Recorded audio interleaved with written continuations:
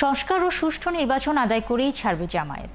কেউ ভিন্ন স্বপ্ন দেখলে তা দুঃস্বপ্নে পরিণত করা হবে বলে মন্তব্য করেছেন দলটির আমির ডক্টর শফিকুর রহমান। 4 দফা দাবিতে রংপুর জেলা স্কুল মাঠে জনসভায় তিনি জানান, আগামী নির্বাচনকে সামনে রেখে ষড়যন্ত্র হচ্ছে, তবে এদেশের জনগণ আরেকটা ফ্যাসিবাদ কায়েম করতে দেবে না। এ সময় জামায়াত নেতারা সবার জন্য সমান সুযোগ ছাড়া কোনো নির্বাচন হলে জাতি তা মেনে নেবে না বলে জানিয়েছেন। রংপুর থেকে আরও জানাচ্ছেন শাহিদুজ্জামান সাকিব, ক্যামেরায় ছিলেন আমানুল্লাহ। দীর্ঘ 17 বছর পর রংপুর জেলা স্কুল মাঠে জামায়াতের এই জনসভা। নির্ধারিত সময়ের আগেই কানায় কানায় পূর্ণ হয় সমাবেশস্থল। কালার এক্সপার্ট, জর্জ স্যাপ এবং মাইল্ড অন হ্যান্ডস টেকনোলজি সমৃদ্ধ অরিক্স ক্রিস্টাল ওয়াশ আপনার লন্ড্রি এক্সপার্ট।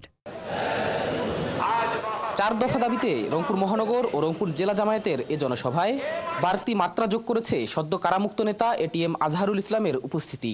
এই আইনের মাধ্যমে যাদেরকে হত্যা করা হয়েছে, এই অপরাধ দেওয়া হয়েছে জামাত ইসলামীকে, তারা মানবাধিকার অপরাধ করেছে। আজকে আইনের মাধ্যমে সুপ্রতিষ্ঠিত হয়েছে, আমিও মুক্তি পেয়েছি, ইসলামী আন্দোলন মুক্তি পেয়েছে। এ সময় জামায়াত নেতারা বলেন, লেভেল প্লেয়িং ফিল্ড নিশ্চিত ছাড়া কোনো নির্বাচন হলে জাতি মেনে নিবে না। নির্বাচনের যতটুকু সময় বাকি আছে, আপনি নির্বাচনকে নিরপেক্ষ করার জন্য মৌলিক সংস্কার, অপরাধীদের বিচার, পিআর পদ্ধতি, স্থানীয় সরকার আগে নির্বাচন দেওয়া, লেভেল প্লেইং ফিল্ডের যত দাবি পূরণ না করে নির্বাচন দিলে এই জাতি সেই নির্বাচন নিরপেক্ষ হবে বলে বিশ্বাস করতে পারছে না। জনসভায় জামায়াতের আমির ডাক্তার শফিকুর রহমান বলেন, সংস্কার ও সুষ্ঠু নির্বাচন দুটোই আদায় করে নিবে জামায়াত। সুষ্ঠু নির্বাচনের জন্য কতগুলো মৌলিক সংস্কার অবশ্যই করতে হবে। আমরা সেই সংস্কারগুলোর কথা বলেছি। আমরা ওই সংস্কারও আদায় করে ছাড়ব এবং সুষ্ঠু নির্বাচনও আমরা ইনশাআল্লাহ আদায় করে ছাড়ব।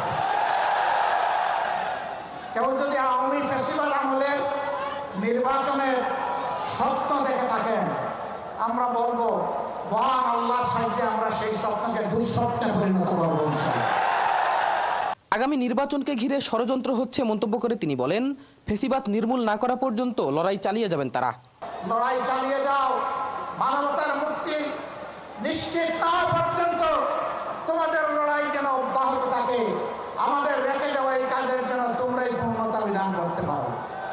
মহান আল্লাহর দরবারে সেই দোয়া করছি।